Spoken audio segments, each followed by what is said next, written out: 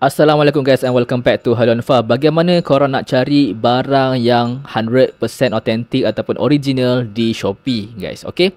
So pertama sekali korang buka dulu apps Shopee korang. Kemudian dekat bahagian bawah korang boleh klik mall, okay? Nampak mall. So dekat bahagian mall ni adalah barang-barang yang ditulis ni 100% authentic guys, okay? Kemudian ada 50 days return and free shipping.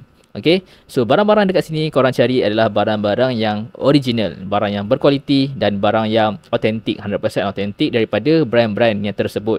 So macam ni ada brand Alchemy, and then ada brand apa lagi? Banyaklah brand-brand yang original dekat sini, so korang tak perlu risau barang ni fake ataupun tidak, because this is the real shop yang korang boleh berbelanja di Shopee. Okay, boleh jadi kalau korang beli dekat bahagian home ni, okay, barang-barang yang dibeli dekat sini kadang-kadang bukan original. Okay, so kalau korang nak yakin, korang just pergi beli barang dekat bahagian mall ini sahaja guys. Okay, jadi sekiranya korang rasa video ni bermanfaat, jangan lupa untuk like, komen dan subscribe channel Halonfa, dan jumpa pada next video. Assalamualaikum.